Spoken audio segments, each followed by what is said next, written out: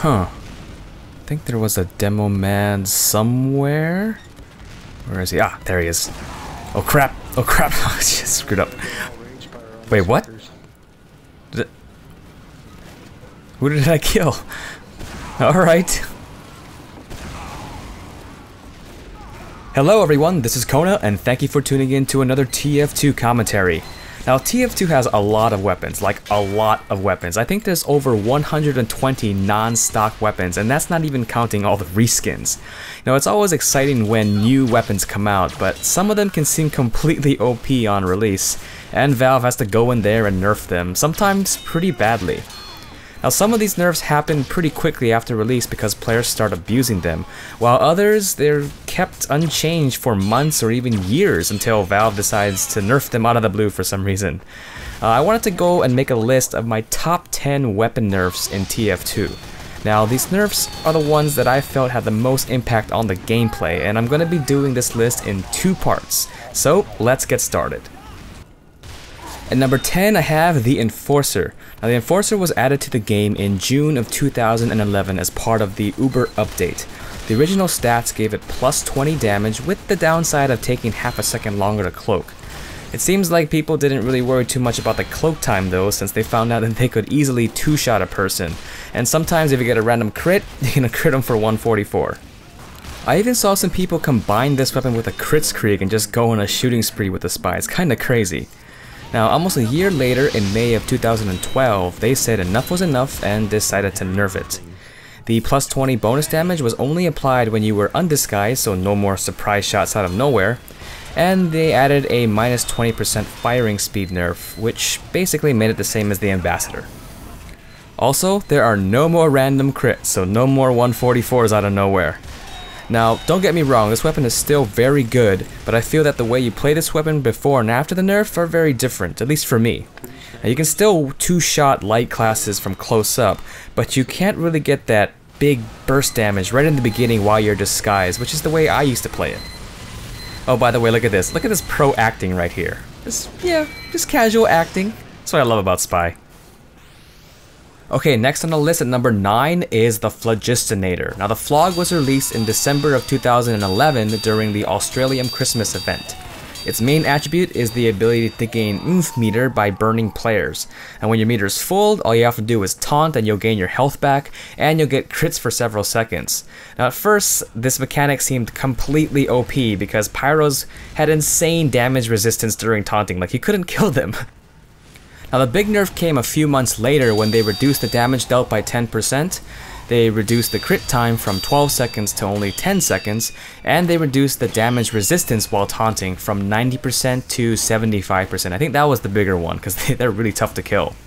Now, even with these new stats, this weapon is still pretty good, but I think now it forces you to be a little bit smarter with your meter. Before, it seems like pyros could be surrounded on all sides by like 3 or more people and can easily tank the damage while taunting. Oh, by the way, I'm kind of spawn camming here, my bad. You're not really supposed to do that, but I had some oomph I had to use. But yeah, before the nerf, it seemed like the only way to deal with these Phlog pyros when they taunted was to just run away because they're completely OP.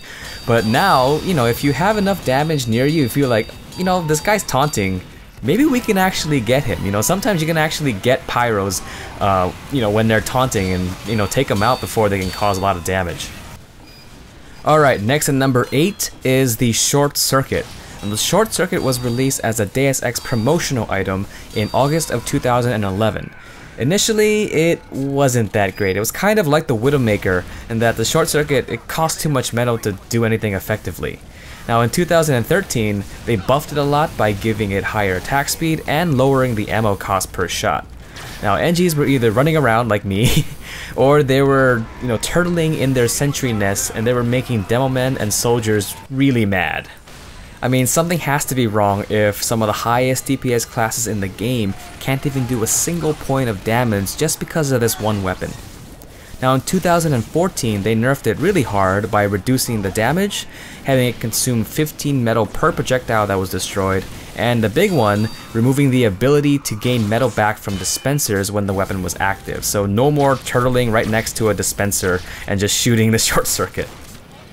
Now, I'll admit, I was one of those people who had a lot of fun shutting down soldiers and demo men, but, you know, I knew they were gonna have to nerf this one because so many people were angry about this. So, you know, the current stats right now, they seem okay, especially if you work together with, you know, with another class. So, you know, maybe you can get like another pyro or engineer to help you out so that, you know, they'll protect your stuff while you switch off to another weapon so you can get more metal back for your short circuit. Okay, next at number 7 is the Soda Popper. Now, the Soda Popper was released in June of 2011 as part of the Uber update. A lot of things were released during the Uber update. Now, it played very similarly to the Force of Nature, well, minus the knockback, with its plus 50% firing speed and smaller clip size. But it's really the height meter that was the main reason people used this weapon. Now, back then, you had to run around to build up your height meter, and right before the height meter was full, you would switch off to something like a pistol or a melee weapon, and that would hold your height meter right before the end. Whenever you wanted to kill someone, all you would do is you would switch back to your Soda Popper, finish off the meter just a little bit, and you would get mini crits for days. Actually, not days. You would get 8 seconds of mini crits, which would pretty much guarantee a kill, unless you're like me and, you know, you panic whenever you get crits. Now, I guess a lot of people didn't like getting killed by scouts so fast. I mean, getting two-shotted in less than a second, that's no fun. So, in December of 2013, they decided to remove the mini crits mechanic altogether and replace it with 5 air jumps. I don't know how they came up with this, really. You know, and that pretty much made this weapon useless. At least for me, it did. I think 5 air jumps is a nice gimmick, and it is a lot of fun to use because if you know you can just use it to troll around a bit, but it's not very practical in tight spaces, so you basically have to use this in open areas only. Now, if you wanted to, you know, jump around, cause a distraction, or maybe just be evasive, if you wanted to do something like that, you could use maybe something like the Bonk Atomic Punch because it gives you invulnerability and you're kind of just saying to everyone, hey, look at me. And 5 air jumps might do that as well, but if you want to do that, yeah, this weapon is not for that. It's just for if you really want to dodge around people and then confuse the hell out of them and then finish them off. Okay, next at number 6 is the Tommy Slab, which also came out during the Uber update in June 2011. Now, the original stats for this was plus 75 faster silent spin-up time, but it had a minus 20% slower firing speed. Now, I remember when this weapon came out because when it did, this was pretty much the only thing that I was using as a heavy at the time. You know, if you got too close to a Tommy Slab heavy, you were pretty much dead. I think one of the reasons why this weapon was so good when it was first released was that people weren't used to, you know, the heavy being a really quick class, at least quick on the draw. Usually you think of heavy as this really slow class that it takes a while for them to actually get their gun spinning. But with this, heavies are ready to fire back really fast, and so if you weren't prepared for a Tommy Slab heavy, well, you would probably lose that fight. Now, a few days later, they actually reduced the spin-up time to only plus 40%, so I guess 75 was a bit too much. And then a year after that, they reduced it again. Now it's 10%, only 10% faster silent spin-up time. This might have been done to reduce the effectiveness of this weapon against Pyro, since this 10% change happened during the Pyromania update. Now, I honestly think that this 10% spin-up time is way too low to make any kind of difference at all.